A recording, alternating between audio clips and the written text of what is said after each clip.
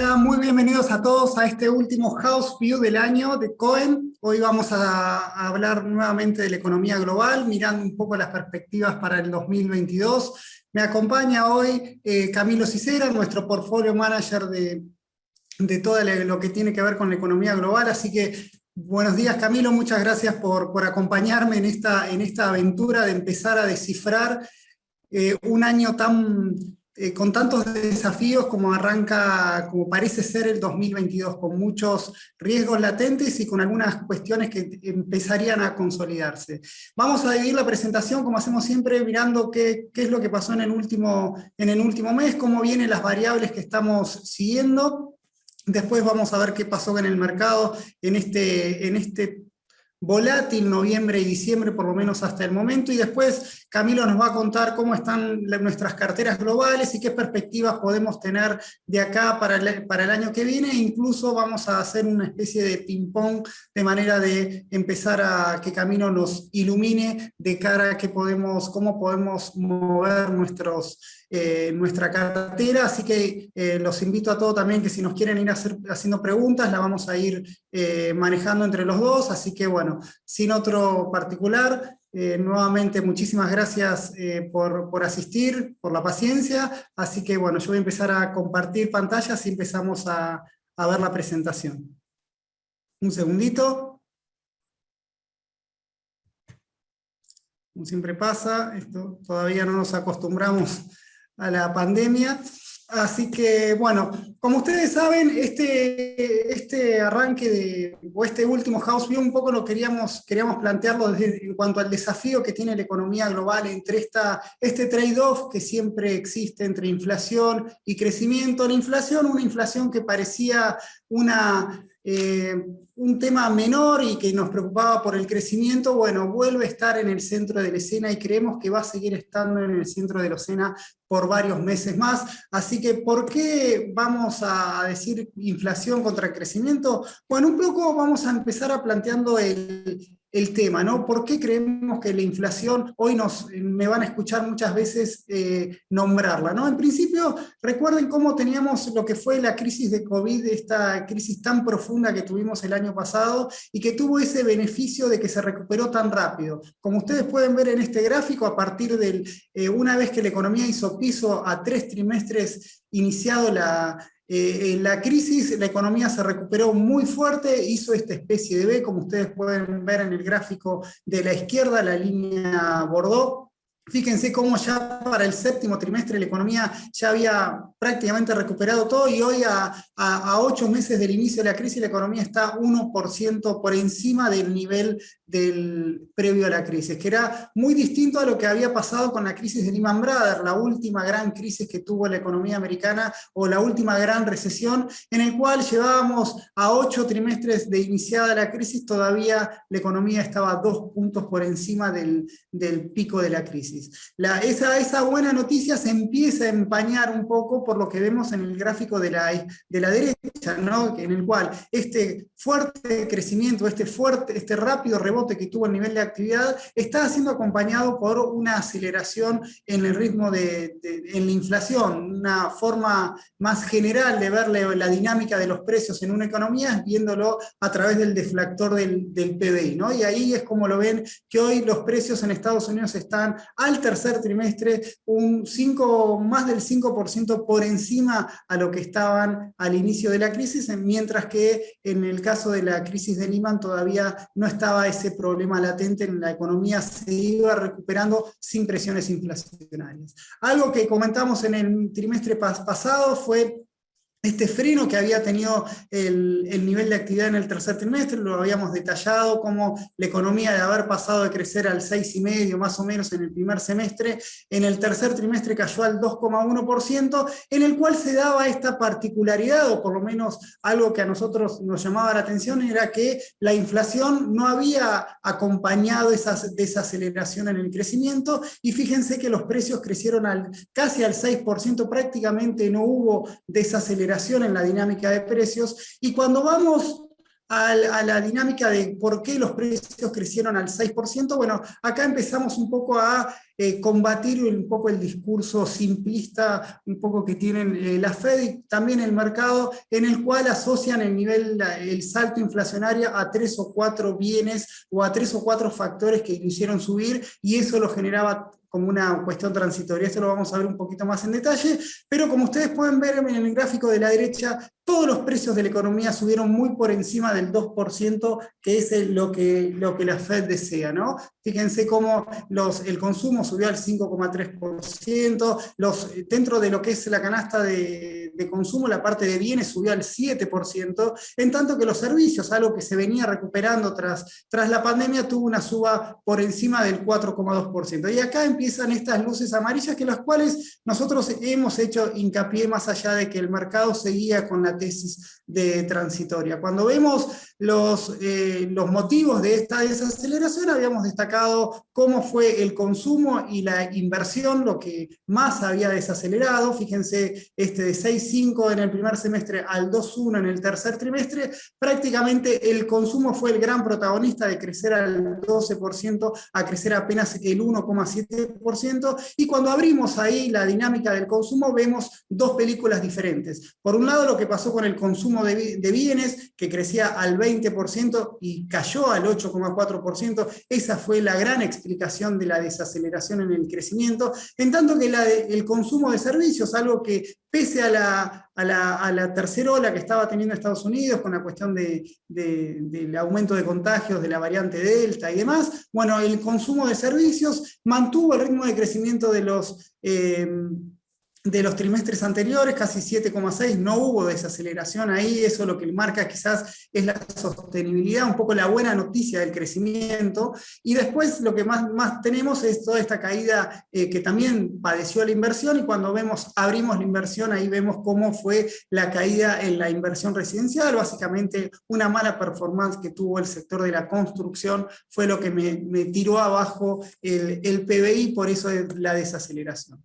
La buena noticia que ya empezamos acá a lo nuevo, pasamos del tercer trimestre ya entrando en el cuarto trimestre, que la economía en octubre arrancó a paso firme, ¿no? Como ustedes pueden ver acá, vamos a ver el gasto del consumo personal, prácticamente 3/4 partes o el 60% del PBI americano es consumo personal. Y fíjense acá esta historia que les comentaba, ¿no? En el tercer trimestre, como consumo personal subiendo al 1,7%, bueno, en octubre está creciendo a un ritmo anualizado del 8,7%, bienes que venía cayendo al 8,4% se recupera al 12,6%, esto impulsado por el consumo de bienes durables, que de caer al 25% sube más allá del 30%. En cambio, los bienes no durables se pegaron ahí cierta contracción, con una caída, esto es 20% anual. Acá estamos hablando en términos anualizados, porque el PBI en Estados Unidos siempre se mide en términos anualizados, entonces como para detectar esa caída del consumo del 1,7% anualizado, bueno, por eso lo llevo todo a este ritmo mensual anualizado. O sea, ahí ustedes ven que la economía, de mantenerse el ritmo de octubre, tendríamos que ver que el crecimiento del consumo, como vimos acá, vuelve a estar por encima del 8%. Cuando lo vemos, y acá un poco voy entrando al tema inflacionario y por qué nuestras preocupaciones, es que fíjense cómo performó la dinámica del consumo personal en Estados Unidos. El consumo personal que se desagrega en dos grandes bloques, todo lo que tiene que ver con la parte de bienes y todo lo que tiene que ver con la parte de servicios. En la parte de bienes tenemos los bienes durables y los bienes no durables. ¿Qué es lo que pasó con la crisis? Bueno, cuando se apagaron las máquinas, se apagó la economía, se apagaron, tuvieron todo ese lockdown generalizado, todo se derrumbó en Estados Unidos, todo el consumo cayó un 20%, fue generalizada, pero fíjense cómo a partir de los planes de estímulo fiscal y monetario, todo lo que el consumidor se encontró con más ingresos disponibles y lo empezó a consumir y consumir fuerte, ¿no? Fíjense el viaje que se pega, perdón, que yo acá no me veo, el viaje que se pega los bienes no durables y no durables. Fíjense que estamos un 22% y un 14% por encima del inicio de la crisis, en tanto que el consumo de servicios, un consumo más acorde a las restricciones que se iban abriendo, a las limitaciones que tenían de movilidad, de contagios y demás, mantuvo un ritmo de crecimiento relativamente estable y lo está manteniendo. Por lo tanto, acá se abrían estas hipótesis que mostraba el mercado en cuanto a que, dado que el consumo de bienes venía tan fuerte, esto era lo que generaba ciertos cuellos de botella, porque la demanda crecía muy fuerte en un contexto en el cual la oferta no podía responder, entonces asimilaba el mercado en que esta presión inflacionaria se concentraba solamente en la parte de bienes y no tanto en la parte de servicios, por lo tanto le asimilaban, lo ponían todo en el paraguas bajo la transitoriedad. Bueno, ¿qué pasó? Digamos, bueno, además de eso, tenemos que algunos indicadores del cuarto trimestre empiezan a mostrar cierta recuperación. Tenemos el PMI compuesto, en el cual, de la mano de la mejora de la producción manufacturera, está en los niveles, en los niveles del tercer trimestre. No es que brilla, pero muestra cierta expansión de la actividad de la industria y de los servicios, y el consenso del mercado cree que la economía se va a recuperar casi un 5% en el cuarto trimestre, de acuerdo a la encuesta de Bloomberg, en tanto que, si vemos este indicador que a nosotros nos gusta porque tuvo una buena performance en las estimaciones anteriores, que es la Fed de Atlanta. La Fed es mucho más, con los últimos indicadores que yo les mostré, y ellos creen que la economía puede rebotar casi al 9%, esto es trimestral anualizado. Fíjense, puede ser entre 1,4 y 1,7, me puede marcar esa diferencia. O sea, tampoco se asusten entre 5 y 8% como la gran diferencia. Son diferencias que suben mucho, básicamente porque es el componente de anualizado. Se eleva a la cuarta esa variación, y por eso ahí tenemos las diferencias. Pero en el margen es entre 1,2, 1,5, por ahí va a andar el crecimiento de Estados Unidos en el cuarto trimestre. Entonces, ¿qué es lo que empieza, o qué fiesta se terminó, o qué excusa se terminó? Es esto que le comentaba, que la inflación era un fenómeno transitorio. Fíjense cómo nosotros incluso lo comentábamos, tenían ese waiver de decir, bueno, ¿hasta cuándo podemos suponer que algo es transitorio? ¿Qué periodo de tiempo le damos? Bueno, cuando la inflación se aceleró muy fuerte allá por el segundo trimestre del año, fíjense ahí cómo tenemos una inflación casi en torno al 0,6% por mes hasta junio. Eso es, en términos anualizados, casi el 11%, algo inédito para Estados Unidos. Fíjense cómo a partir de julio y ese tercer trimestre parecería esa moderación, el mercado se inflaba el pecho diciendo, viste que era transitorio y no había que preocuparse tanto. Bueno, los últimos datos de octubre, perdón, y lo mismo que marca noviembre, esto empiezan a poner cada vez más en duda, incluso reconocido por la propia Fed, en cual la inflación quebró esa tendencia a la desaceleración y se volvió a acelerar. No se aceleró solamente porque subió el precio del petróleo, sino cuando hacemos una medida general, excluyendo todos esos bienes, también se duplicó, ¿no? Es una suba del 0,4%, entonces acá empiezan las luces amarillas y acá empiezan nuestras mayores, si quieren, confrontativos contra el mercado e incluso contra la Fed. Cuando le sacamos punta al lápiz, como siempre nos gusta hacer, es exprimiendo los números, a ver qué hablen hasta que digan, hasta que reconozcan lo que queremos ver. Fíjense cómo es cierto que la dinámica de la inflación de bienes es mucho más alta. Fíjense que por esto que le comentaba, que seguramente hay esta fuerte crecimiento de la demanda, no acompañado por la oferta, por problemas de abastecimiento, no hay tanta cantidad de gente que quiera trabajar para producir esos bienes y demás. Bueno, tenemos que la inflación de bienes venía mucho más por encima. Sin embargo, digamos, acá el mercado, incluso la Fed, hace cierto, digamos, simplificación de los procesos inflacionarios, que nosotros de acá de Argentina tenemos el cuero mucho más grueso para ver esas cosas, porque, digamos, no es que son 2 o 3 bienes los que nos producen la suba de precios, sino cuando la inflación es una suba de precios generalizada y persistente. Y acá ustedes ven cómo la dinámica de servicios, que pese a no haberse recuperado de todo el proceso que generó la pandemia, sigue creciendo al 0,3% mensual. Estos 0,3% mensuales, casi un 5%, 6% anualizado, y esto sigue estando muy por encima de lo que dice la Fed. Es decir, no es que tenemos solamente los bienes que me empuja la inflación, sino también que son los servicios, y que dicho sea de paso también se van acelerando, y que dicho sea de paso tienen mucho por recuperar. Entonces, bajo esa hipótesis, bueno, ¿qué nos muestra la historia? Bueno, fíjense acá cómo todos los precios de la economía, absolutamente todos, están creciendo, se están acelerando a una tasa muy por encima del nivel de equilibrio, o por lo menos el nivel de confort que tiene la Fed. Obviamente los bienes durables se destacan por una suba de casi el 9%, les sigue lo que es todo lo que es bienes, pero cuando vemos el pronóstico, o por lo menos lo que mira la Fed, tenemos que una inflación core subiendo al 5%, y una inflación general medida por el PCE, que es el precios implícitos del gasto del consumidor, al 5%, mientras que la core sube al 4%, es decir, al doble de lo que estima la Fed. Eso no sería ningún problema si fuese transitorio, pero cuando lo vemos en términos históricos, y fíjense cuando lo vemos lo que falta, ¿no? Porque acá estamos hasta octubre, y aún suponiendo que se cumplen los pronósticos del mercado, que siempre tienden un sesgo al optimismo, vamos a tener en Estados Unidos una inflación medida por el PCE casi del 6% para este año, algo inédito. Yo acá lo puse desde el 91, pero tendríamos que volver a la década de los 80 para ver estos niveles. Lo mismo la core, casi al 5%, hoy está al 4,1%, pero manteniendo ese 0,5 por mes de los próximos 2 meses, de noviembre a diciembre, llegaríamos a ese 5%. Ojo, si lo medimos con el IPC, digamos, la suba de precio va a ser del 7%. O sea, fíjense, tengan en cuenta ustedes lo que genera para la población, una población no acostumbrada a la inflación. Nosotros, porque nos dicen 7%, firmamos ya, pero para generaciones enteras que no saben lo que es una suba de precios de más del 3%, que un año le supere casi el 6%, 6, 7%, la verdad es un problema, se empieza a transformar en un problema político. E incluso ya cuando uno mira la imagen de Biden, ya está por debajo del 50%.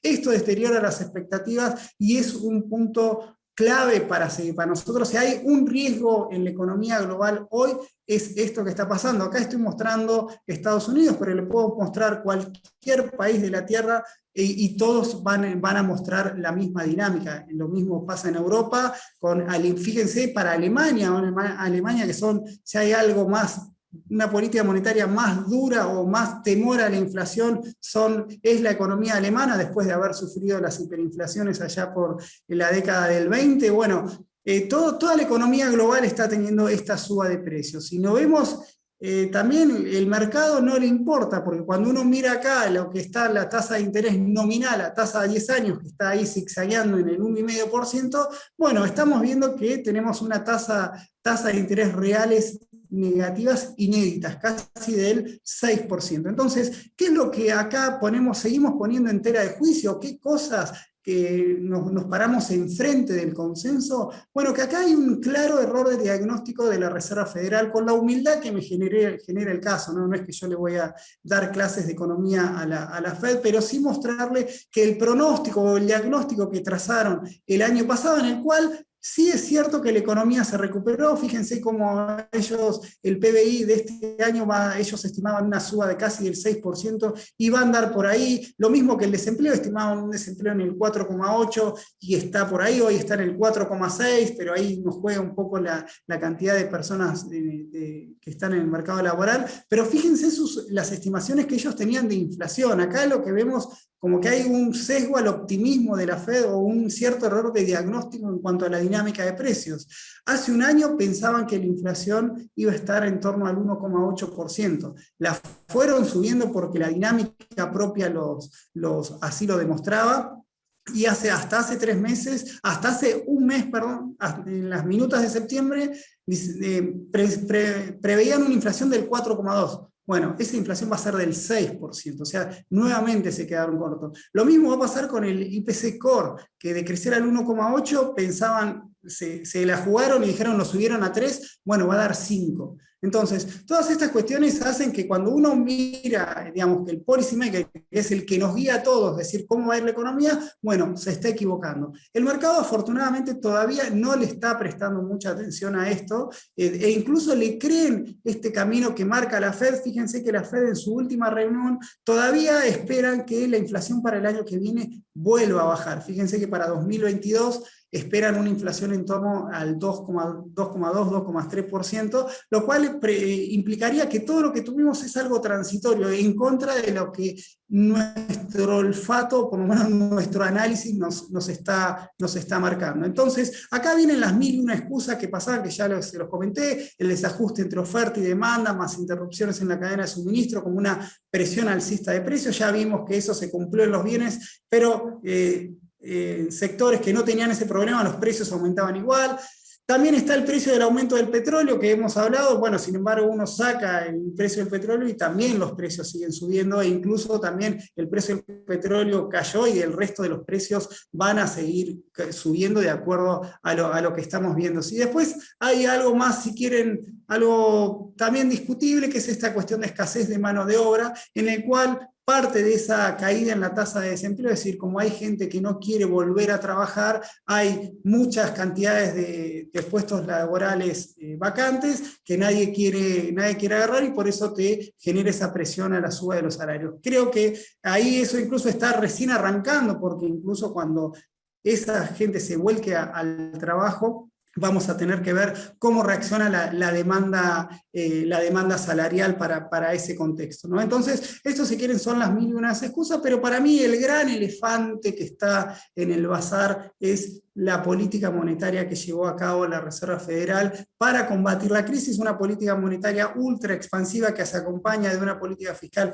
ultra expansiva, y que no es la misma la crisis del 2008 a lo que es la crisis del 2021, en el cual en la crisis del 2008, toda esa expansión monetaria fue a solventar los bancos, se quedó, si quieren, en la caja de los bancos, a diferencia de esta expansión monetaria, este QE, el QE4, que básicamente lo que generó es ponerle plata en el bolsillo a la gente para que consuma. Bueno, eso es lo que, a mi modo de ver, es lo que está generando esa presión alcista en los precios, y es lo que la propia Fed ya está reconociendo. No lo digo yo, sino ya lo está diciendo Powell, después de 11 meses haciéndose el distraído con la inflación. El martes pasado reconoció al fin que la inflación es más persistente y más alta de lo que estimaron, y empezó a poner en tela de juicio en cuanto a si este tapering que anunciaron el mes pasado, que iba a empezar este año y que iba a ser hasta mediados del año que viene, en el cual iban a retirar 15.000 millones de dólares o dejar de emitir 15.000 millones de dólares por mes, dejó digamos, como la duda de que esto se pueda acelerar, e incluso la suba de las tasas de interés pueda venir antes del primer semestre del año que viene, o por lo menos cuando la comunicación en la Fed es algo crucial, es algo que nos enseñó Volcker a todos, e incluso Greenspan, cuando cada párrafo, cada palabra que decía, el mercado lo analizaba 20 veces. Bueno, acá creo que la propia Fed está marcando este camino. Entonces, un camino en el cual la política monetaria va a tender a ser un poco más dura. Por ahora empezamos con los mensajes, por ahora estamos en el retiro de estímulos. Es como que ahora, si me permiten, la explicación sería como que está levantando el pie del acelerador. Primero tiene que sacar el pie del acelerador totalmente y tiene que empezar a apretar el freno. Por ahora está minorando la marcha y está amagando a que lo podría hacer. Vamos a ver si eso se cumple de acuerdo a cómo viene este escenario, para mi punto de vista, en cuanto a inflacionario.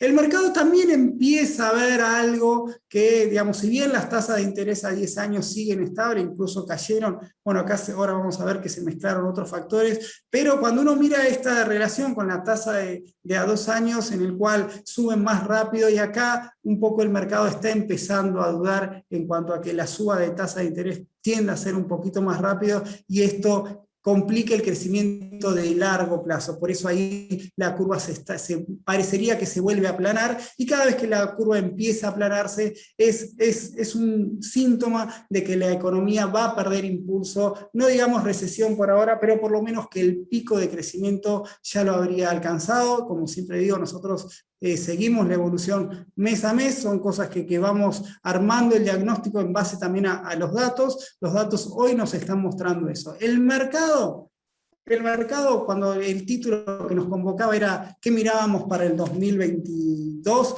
Es, bueno, ¿qué está diciendo el mercado? El mercado le cree a la Fed, siempre el mercado, como siempre les he comentado, tiene un sesgo al optimismo, nunca el mercado va a proyectar una crisis en algún trimestre porque no lo sabe. Lo que hacen es tirar una tendencia, y la tendencia marca que, como les dije recién, la economía se va a recuperar en el cuarto trimestre, después va a ir moderando ese crecimiento, y esa moderación en el crecimiento también va a ir ayudando en un contexto en que la Fed vaya con el tapering y subiendo la tasa muy gradualmente, bueno, le va a permitir que la inflación converja el año que viene al 2,5%. Este es el escenario, si quieren, cómodo que maneja el mercado, pero no podemos dejar de alertarlos del riesgo que esto tiene en cuanto a que la inflación sea más alta y persistente a lo que el mercado cree, en cuanto a ver si vamos a seguir teniendo estos problemas de abastecimiento que tuvimos en el segundo trimestre, cómo va a estar el mercado regulatorio en China y el mercado inmobiliario. Es una crisis que todavía no pasó, digamos, todavía poco se sabe de la transparencia de China, pero bueno, siempre es un factor a seguir de cerca, sobre todo por el impacto que genera en la economía global. ¿Cómo va a estar la relación entre Estados Unidos y China, que cada tanto tienen ciertos chisporroteos y esto golpea a los mercados? Y también algo que imposible de predecir, que son estas mutaciones que puede tener el virus, y esto puede afectar a los mercados. En el principio, el mercado es constructivo, tiene esta mirada. Nosotros lo que acá les marcamos, y por eso lo traje a Camilo para que nos cuente en cuanto a qué puede pasar si este escenario no se cumple en términos de nuestra cartera. Rápidamente, y para darle paso a Camilo, que brevemente, ¿qué pasó en el mercado en el último mes? Bueno, acá tenemos esta nueva olita de contagios, creo un poco de acuerdo a lo que vemos, parece un poco exagerada, porque básicamente nos tenemos que responder 3 preguntas de esta nueva, de lo que es la variante Omicron, a ver qué grado de contagiosidad tiene, qué grado de letalidad tiene, y si verdaderamente están funcionando las vacunas. Las noticias que tuvimos en estos últimos 3 días parecen ser alentadoras en cuanto a la respuesta de estas preguntas. Cuando vemos qué está pasando en Estados Unidos, si bien es muy incipiente, recién va un caso, vamos a ver si hay. La buena noticia es que esa curvita de contagios que parecía que volvía a subir, y se hablaba de una quinta ola, cuando pasaron de 70.000 contagios diarios a casi 90.000, bueno, aflojó en la última semana, y lo más importante aún es que los casos de letalidad, pese a esta suba que tuvimos en los contagios, siguen cayendo. Entonces, la base estadística, como sanitario no tenemos ni idea, los datos marcan que aparentemente las vacunas, por lo menos para la letalidad, y también si nos sentamos en el policy maker, es decir, qué medidas tomar con estos números, uno decía, bueno, el lockdown o esa locura que fue el segundo trimestre del año pasado no debería repetirse, por lo tanto creemos que hay cierta exageración o excusa del mercado para tomar ciertas ganancias. Cuando vemos, ¿por qué les digo excusa? Bueno, porque es algo que venimos comentando todo el año, en el cual esta fortaleza que tuvo el S&P a lo largo de todo el año, fíjense el rally que tuvo a principios del año con la suba de tasas, ahí era el mejor momento del reflation trade, con las energéticas volando, bancos volando, y las tecnológicas que ahí estaban tratando de adaptarse a un escenario de tasas de interés un poquito más alto. Siguió subiendo, se iban reacomodando los sectores que iban empujando a este S&P cuando apareció la variante Delta, y todos los sectores cíclicos empezaron a ajustar. Los beneficios de la gran diversidad que tiene el S&P permitió que los sectores defensivos, como de salud, de utilities y de servicios, perdón, de utilities, de salud, y no me estoy acordando del otro, pero permitieron que el S&P mantenga. Tuvo ese impacto allá por septiembre, la incertidumbre subía y ahí fue cuando el peor mes del mercado, pero automáticamente rebotó muy rápido en octubre y hasta mediados de noviembre parecía que alcanzaba nuevos récords y en los últimos 15 días tuvo este leve ajuste del 3% que cayó el S&P en un contexto que también cayó la tasa de interés a 10 años, algo que si me preguntan la verdad no considero, o por lo menos no creo que esto sea permanente. Yo tengo una visión de que las tasas de interés a 10 años en un contexto de inflación más alta deberían empezar a subir un poquito más rápido. El mercado obviamente no me lee a mí, sino que lea lo que dicen los grandes bancos de inversión, y esto marca un poco que las tasas de interés a 10 años estén estables pese a la aceleración que tuvimos en la inflación. Un poco para detallar, bueno, lo mismo ese ajuste que tuvo el S&P lo tuvo el Nasdaq, aunque un poquito más modesto. Y cuando lo vemos por sectores, acá vemos la gran fortaleza de las tecnológicas, como a pesar de cuando todos derraparon, todo lo que tiene que ver con las tecnológicas y lo de consumo discrecional, donde en esos dos unimos a las Big Tech, nos mata un poco la parte de comunicación. Ahí estuvo Facebook ahí haciendo un poquito, y Netflix, que nos tiraron un poquito abajo, pero lo cierto es que son los grandes sectores los más fuertes a la hora de combatir la volatilidad del mercado y permitieron que suba. Cuando vemos qué pasó en el año, más allá de este rum que tuvimos en el corto plazo, bueno, sigue siendo un año histórico para el S&P, incluso si lo deflactamos por la inflación. Fíjense, el reflation trade funcionó, energéticas casi subieron un 44%, bancos casi un 30%, las industrias subieron un 15%, en tanto también que las tecnológicas le acortaron enormes distancias en los últimos 4 meses, con una suba de casi el 30%, que se dio prácticamente toda, desde mayo se dio todo eso. Cuando lo vemos, bueno, acá no me quiero detallar, pero acá tienen como dentro de las grandes tecnológicas como Google o Alphabet, Microsoft, Tesla, y la nueva invitada a este club que es Nvidia, como fue la gran protagonista junto a Apple, que son Apple, al ser la empresa que más presencia tiene en el S&P, es la que más me aportó a ese crecimiento. Y esto nosotros todos los meses le mandamos cómo repercutió todo esto en las carteras de CDRs, y fíjense cómo esa cartera quality, en la cual incluye las grandes empresas o las big tech o las empresas de grande calidad en sus balances, es la que mejor performó, más allá de la que tuvo el oro, este rebote que tuvo en el último mes. La cartera quality fue la que mejor anduvo en el último mes, en el año casi un 28%, pero cuando miramos la historia completa de lo que pasó del año, seguimos considerando que el sistema financiero, por lo que vamos a ver, o por el diagnóstico que tenemos de una economía con mayor presión alcista en las tasas, es el claro sector beneficiado. Hemos publicado un informe reciente sobre esta cartera, y es la que en el año la que mejor rendimiento nos dio. El S&P, como siempre, nuestra cartera favorita, no solo por rentabilidad, sino por la baja volatilidad. Ahí lo pueden ver en el gráfico, como es la que menos serruchos hace, así que eso es lo que nos movió el mercado en el último mes. Cierro con mi parte para darle paso a Camilo, que nos va a comentar cómo están las carteras globales, y de paso vamos a ver qué es lo que lo podemos ver para adelante. Así que, Camilo, nuevamente gracias por prestarte a este webinar, así que todo el espacio para vos. Bueno, gracias Martín, buenos días a todos. Es para mí un gusto volver a estar en este espacio. Voy a exponer rápidamente nuestra recomendación de Asset Allocation, carteras globales, por qué estamos recomendando lo que recomendamos, y después hacemos un ping pong de preguntas y respuestas con lo que vaya preguntando el público, o algunas preguntas que tengas vos, Martín. Nuestro Asset Allocation para las carteras globales sigue siendo bastante diversificado, basándonos en que el mundo del 2022, el contexto va a ser bastante incierto.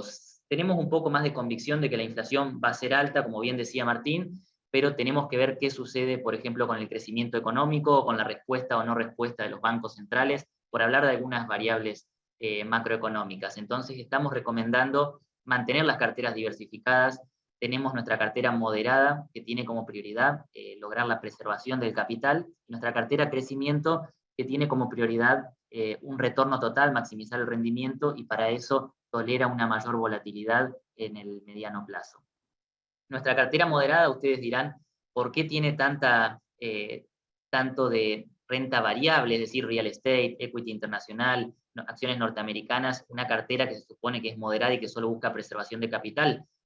Bueno, eso se explica porque con las tasas de treasuries en niveles muy negativos, las tasas de todos los bonos investment grade rindiendo negativas contra la inflación, se vuelve obligatorio casi correr una mayor volatilidad en lo posible para poder lograr un rendimiento que compense la inflación. Sin ir más lejos, Martín nos mostraba muy bien cómo la inflación en Estados Unidos, dependiendo la métrica que uno tome, estuvo entre 4 y 5% en los últimos 12 meses, con bonos rindiendo 1 o 2% anual en el caso de los de mayor calidad crediticia, es decir, que hubo pérdidas en términos reales para los que estuvieron invertidos 100% en bonos seguros. Y esto estamos dejando de lado el efecto que tiene la suba de tasas en caídas de precio de los bonos, con lo cual se hace necesario correr un poco más de riesgo y tolerar un poquito más de volatilidad para lograr preservación de capital. Por eso es que dentro de una cartera moderada estamos incluyendo estos instrumentos de renta variable. Nuestra cartera de crecimiento está más diversificada hacia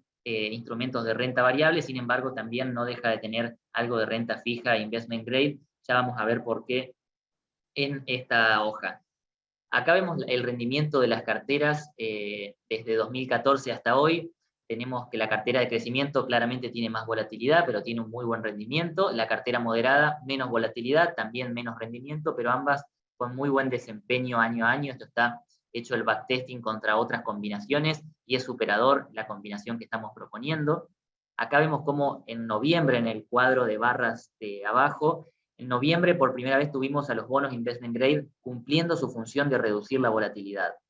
Noviembre fue un mes muy especial, donde hasta el 24 del mes teníamos al S&P 500 subiendo casi un poco más de 2%, y repentinamente sale esta nueva variable, esta nueva variante Omicron, y también el último día hábil del mes, Powell dice que hay que quitar la palabra transitoria de la inflación y que la Fed va probablemente a acelerar el tapering, lo va a discutir en la próxima reunión, y esto precipitó baja y terminaron todos los mercados de equity cerrando negativos, cayendo también los bonos high yield, el oro, Brasil, y los bonos investment grade fueron los únicos que cerraron positivos, subiendo 0,2%, y esto es lo que los diferenció del resto de la cartera. Es decir, es también importante tenerlo porque en momentos de incertidumbre, de pánico, las tasas comprimen, los precios de los bonos suben, y eso es lo que el mayor aporte a la cartera de los bonos investment grade es reducir la volatilidad.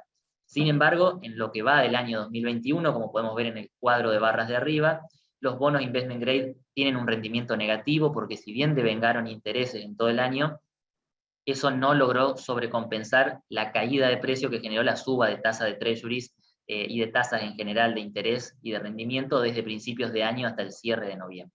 Los mejores rendimientos del año fueron las acciones norteamericanas y también el real estate, está 28% arriba en el año, y seguimos siendo muy alcistas con el real estate porque los inventarios en Estados Unidos están ajustados, la iniciación de nuevas construcciones no está reaccionando a los precios más altos, y la demanda sigue muy firme con tasas de créditos hipotecarios que están muy bajas y una demanda extra por cobertura inflacionaria también. Acá lo que les quería mostrar, no es mi idea marearlos con tantos instrumentos, pero hay muchos activos que elegir dentro de cada categoría que recomendamos en las carteras recomendadas.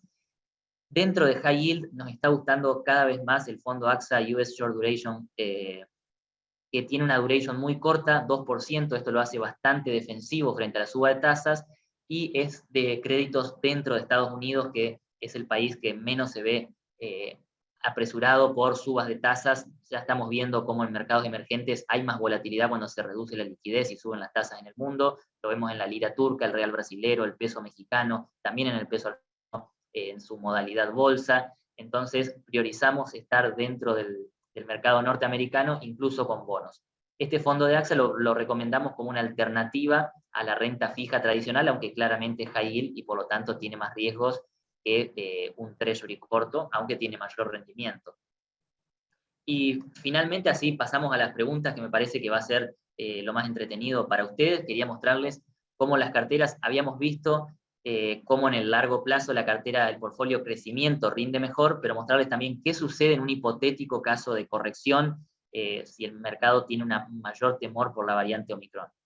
En el pánico de principios de 2020, inducido por el comienzo del coronavirus, cuando fue el punto de máxima incertidumbre, porque no sabíamos cuánto iba a durar la pandemia, qué efectos iba a tener, qué tan nociva iba a ser, qué respuestas iba a haber de los gobiernos y los bancos centrales, el S&P 500 llegó a caer 34%, es decir, un tercio del valor de una cartera invertida 100% en el S&P 500 se perdió en ese momento. Nuestro portfolio de crecimiento cayó menos, cayó 24%, y el portfolio moderado solo perdió un 14%.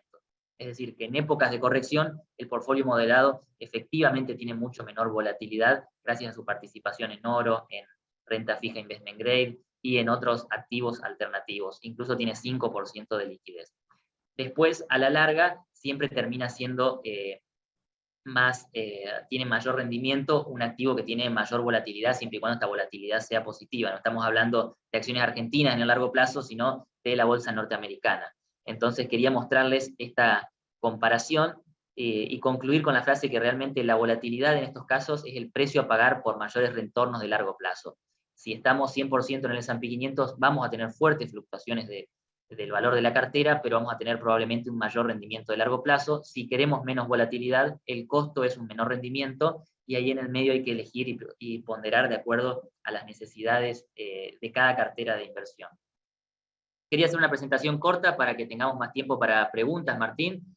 ¿Querés que empecemos con esa parte? Dale, dale, yo mientras invito a que vayan haciendo preguntas y las vamos leyendo acá por el chat, un poco te quería preguntar. Arranco rompiendo el hielo yo, en el sentido de que mi mayor riesgo para el año que viene es, como les comenté recién, es que esta aceleración inflacionaria podamos tener dos efectos. Primero, que la Fed reaccione rápido, y por otro lado, que la Fed no reaccione. Entonces, considerando cada uno de esos escenarios, supongamos que la inflación viene rápido y tenemos un Powell mucho más activo y tenemos una fuerte suba de tasas de interés. Ahí, ¿cómo recomendás ahí mover la cartera? Si bien con esto que marcas, para la verdad que es elocuente, ¿no? Digamos, como los beneficios de la diversificación en las dos carteras, ahí imposible que a uno lograr algo mejor que esto. Pero si uno quiere tener una estrategia más activa que esta cartera, ¿cómo recomendás posicionarte? ¿Qué crees que debería uno empezar a ver con más cariño? Bien, perfecto. Históricamente, en los momentos de alta inflación, las acciones también subieron. No es que el mercado entró en pánico y hubo caídas generalizadas o crisis. Con lo cual, si uno hace una correlación histórica, momentos de inflación mayores al 4% en Estados Unidos coincidieron tanto con el S&P 500 subiendo, también con mercados emergentes y en varios casos con el oro, que es una reserva histórica contra la inflación. Entonces, yo creo como primer lineamiento que cuando tenemos un escenario inflacionario no hay que dejar de tener acciones, porque hay muchas empresas que se benefician o que pueden navegar con éxito la inflación. Dentro del mercado de acciones, los beneficiarios de la inflación, uno de ellos es el sector financiero. Ya lo estamos viendo en Europa, como tantos años de inflación baja, deflación y tasas muy cerca del 0%, tasa negativa de política monetaria del Banco Central Europeo, es muy nocivo para la rentabilidad de los bancos. En caso contrario, cuando la inflación es más alta, las tasas de interés tienden a subir y tenemos que el sector financiero tiene un mayor rendimiento, puede aprovechar un mayor spread entre las tasas pasivas y activas, y también se beneficia de la volatilidad que esto genera entre monedas y tasas de interés internacionales. Otros sectores que se benefician de la inflación son los productores de commodities y materias primas. La inflación suele asociarse a una debilidad del dólar y por lo tanto una fortaleza de los commodities. Acá podemos nombrar productoras de acero, de hierro, de oro, de cobre. Y también, por último, tenemos sectores que ofrecen un producto o un servicio con una demanda inelástica, es decir, que pueden trasladar a precios sin problemas el aumento que tengan en costos y mantener su rentabilidad.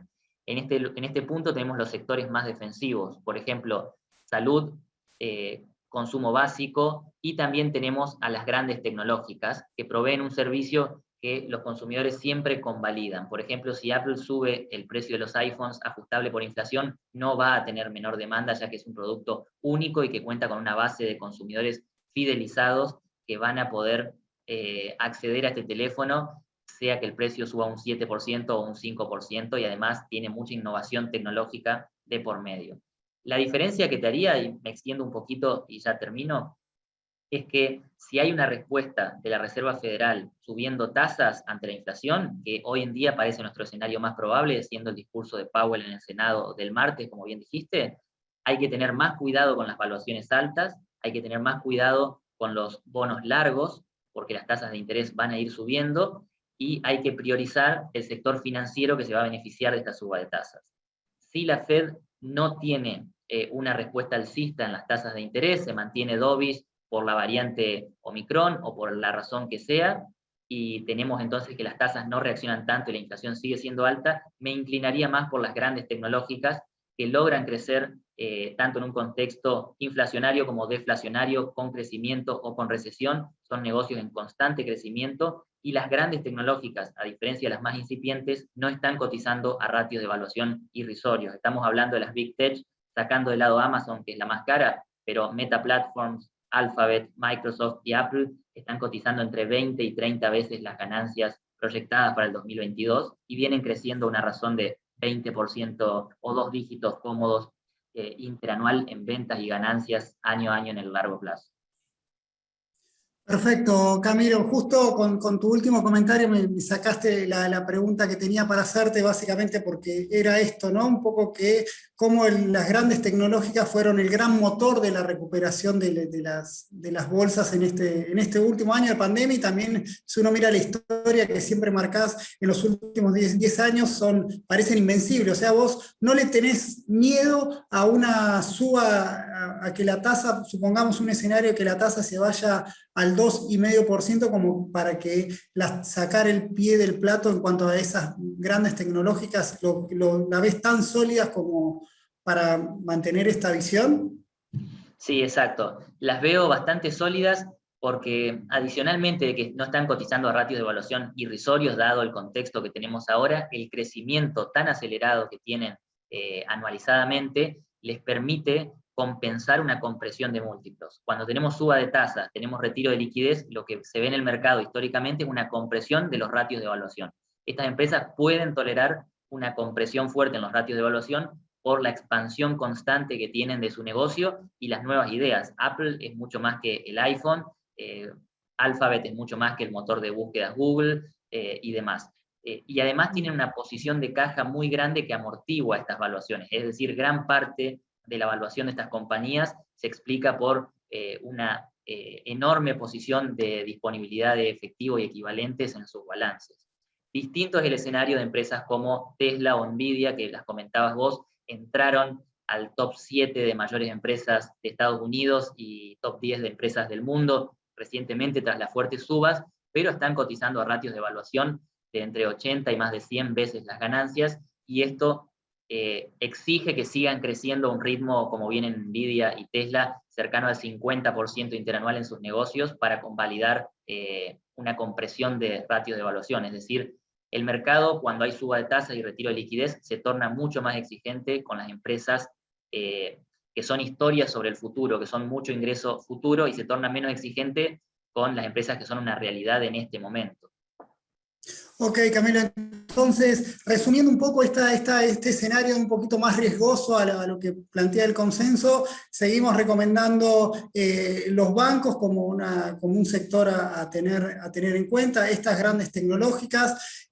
También hablaste del real estate, como crees que nos va a seguir aportando, ya sea en la construcción de viviendas, como todo el mercado de oficinas, entiendo. Y saliendo un poco de Estados Unidos, si bien todos nuestros clientes les gusta más la cartera americana, saliendo un poco de Estados Unidos, ¿qué ves en el resto del mundo? ¿Ves a Europa, China? ¿Qué nos podés comentar de estos mercados que parecen muy lejanos para nosotros, pero quizás pueda ser un buen punto de entrada? Bien, bueno, en un contexto de inflación persistentemente alta, tasas de interés elevadas y liquidez retirándose, sería un poco más escéptico o cauto con mercados emergentes vulnerables. Sin embargo, a diferencia de otros periodos históricos donde se dieron estas situaciones, hoy en China y en Brasil, por ejemplo, las dos grandes promesas que más seguimos de los mercados emergentes, las valuaciones están en niveles bastante más bajos que en otros momentos, y además tenemos países más sólidos económicamente, si bien Brasil en estos momentos se está debatiendo entre una inflación que sigue siendo alta y una economía que está menguando su ritmo de expansión con riesgos de recesión. Tendría cuidado con eso. Europa sí nos gusta bastante, es un mercado mucho más cíclico y menos tecnológico que el norteamericano, y viene con un rezago importante contra el mercado norteamericano en la última década, a pesar de que tiene instituciones también muy favorables para el emprendimiento y para el desarrollo de los negocios. No es un ambiente que perjudique el emprendimiento y al emprendedor, y por lo tanto nos parece que es un mercado desarrollado, solvente, sólido, y que tiene evaluaciones más bajas y segmentos más cíclicos que el norteamericano. Por eso nos gusta bastante Europa para diversificar riesgos. ¿Y te quedó algún comentario que también preguntan? En cuanto a China, yo lo puse como dentro de los riesgos a seguir. ¿Cómo estás viendo la situación en el mercado chino más allá de las regulaciones, Juegos Olímpicos, Alibaba? Digamos, tenemos un montón de ruidos ahí. ¿Qué estás notando? Bueno, China lo que hizo fue perder recientemente el favor y el atractivo que tenía la historia del ascenso de la economía china con el crackdown que hizo el gobierno sobre el sector tecnológico, con la caída de Evergrande, este gigante del desarrollo inmobiliario, y con bueno, una avanzada del gobierno contra el emprendedor privado, sobre todo contra las grandes compañías tecnológicas. A nosotros nos parece que esto tiene un poco de sobrereacción, como es habitual en el mercado, pero una vez que los flujos pasan de positivos a negativos, el mercado pierde el interés en una historia, es difícil retomar la tendencia alcista. De todas formas, dentro del mercado chino seguimos viendo algunas oportunidades muy interesantes para el inversor que está dispuesto a tolerar una volatilidad importante y un escenario casi binario, es decir, las valuaciones hoy en día de empresas como Alibaba, Tencent, Baidu o JD, que es un rival que se acerca muy rápido a Alibaba en el e-commerce y también en computación en la nube, son extremadamente baratas si China no hace un giro de timón mayor al comunismo, y son caras si efectivamente China termina haciéndose una economía más socialista. Nosotros vemos muy poco probable que China golpee su posibilidad de crecimiento de largo plazo girándose más al socialismo. Creemos que esto que hizo China fue una normalización y un acople a los estándares regulatorios de Occidente. Las grandes tecnológicas chinas venían desenvolviéndose en un contexto totalmente desregulado y lograron acumular capital y crecer muy aceleradamente, al punto de que empresas como Alibaba podían disputar el poder del gobierno chino en algunos casos, como en el fintech, y en la influencia que tiene el gobierno del Partido Comunista Chino sobre el sector financiero. Esto hizo que el gobierno chino incremente su escrutinio y saque algunas regulaciones antimonopolios y en favor de la competencia. Siempre no lo comunicaron de la mejor manera, esto trajo bastante ruido al mercado, pero creo que es más una adaptación de China a la normativa o a las exigencias a las corporaciones propias de empresas de países como Estados Unidos o de continentes como el europeo, y no tanto un giro de timón al socialismo. Perfecto. Camilo, ya saliendo de mirar el 2022 y concentrándonos un poquito más en los próximos 3 meses a nivel global, todos estos trades que nos comentás mes a mes, sacando el reopening trade, que bueno, siempre está con ese signo de interrogación, ¿no? Pero alguno de los trades que siempre nombrás, le ves mayor, no sé si la palabra sería sostenibilidad, digamos, el sector energético. ¿Crees que es momento para entrar con esta caída que tuvo el precio del petróleo, que parece un poco exagerada? Las acereras, ¿cómo nos estás viendo? ¿Qué nos puedes comentar? ¿Algún trade para los ansiosos que quieren salir ahora a hacer trades? Perfecto. Bueno, en lo que es reopening trade, realmente con la nueva variante Omicron y lo que estamos viendo de medidas de lockdown, no lockdown, pero restricciones a los vuelos en varios países, nos parece que hay que tener mayor cuidado que antes con empresas como por ejemplo las de cruceros, que para mantenerse a flote están tomando deuda. Las líneas de cruceros llevan casi 2 años sin poder operar, y ahora con esta nueva variante se extiende un poco más el horizonte en el que podrían volver a navegar los cruceros, con lo cual una vez que se termine efectivamente el cierre de cruceros por la pandemia, mucho del enterprise value de estas empresas va a estar explicado por deuda y poco por equity, con lo cual tenemos menos convicción con ese trade dado el contexto actual. Con las Big Tech, como bien mencioné, seguimos siendo bastante constructivos, dejando de lado Amazon, nos gusta Meta Platforms, Apple, Microsoft y Alphabet. Justamente hablábamos de China, uno de los grandes cambios que impuso China para tratar de mejorar su reputación internacional fue comprometerse a reducir las emisiones de carbono y a un mundo más verde en términos de energías limpias. La industria del acero en China, que es el principal productor de acero del mundo, está teniendo un fuerte viento de frente por parte de las regulaciones del gobierno. La industria del acero en China se alimenta mucho con carbón y otras fuentes de energía contaminantes. China ya puso retenciones a la exportación de varios productos de acero y también cuotas a la producción, es decir, limitaciones a la producción de las plantas de acero dentro del país. Esto está generando escasez o menor oferta de acero dentro en el resto del mundo y convalida precios del acero bastante más altos de los que veníamos en la última década, que eran precios para nada atractivos para la industria y que llevaron a una consolidación. Con lo cual, más allá de que el acero empiece a corregir ligeramente a la baja a medida que se acortan los plazos de entrega en Estados Unidos, y muy probablemente tengamos precios del acero más bajos en el 2022 que en el 2021, el valor va a seguir siendo muy favorable y muy rentable para la industria. La industria del acero está hablando de empresas como, por ejemplo, Ternium Global, Ternium Argentina, US Steel, Nucor, Steel Dynamics, están cotizando realmente a un fuerte descuento de precios sobre ganancias o enterprise value EBITDA, que creemos tienen mucho potencial si los precios del acero no caen tanto en el 2022, y de hecho no vemos una fuerte caída en 2022. Así que mantenemos la convicción con la industria del acero, la baja reciente en Ternium Global, que cotiza como TX con CDR en Argentina, nos parece que es oportunidad de compra. Y por último, dentro de las petroleras, bien vimos en lo que fue el caso de, bueno, Jefferies, Goldman Sachs, JP Morgan, todos los grandes bancos de inversión se están pasando a tornar bastante bullish con el precio del petróleo. La caída actual del petróleo de más de 20% hasta niveles debajo de $70 por barril, está descontando que se va a cerrar los vuelos internacionales por 3 meses por esta variante Omicron, una pérdida de unos 7 millones de barriles diarios de consumo por 3 meses. A todos les parece exagerado, a nosotros también hemos hecho los números y nos parece exagerada esta corrección del petróleo, y por lo tanto vemos atractivo en la industria petrolera. Particularmente, por ejemplo, Petrobras Brasil, que viene siendo una de las más rezagadas de las petroleras, seguramente va a abrir con una baja fuerte porque cotiza ex-dividend después de un pago de dividendos de $1.11 por acción, que deja esta petrolera solo con este pago, con un dividend yield de más de 10% en dólares sobre el valor de la acción, y si lo tenemos en cuenta las perspectivas 2022, estamos hablando de una empresa con un dividend yield de casi 20% en dólares, con lo cual nos parece muy atractivo ese trade. Perfecto. Camilo, la última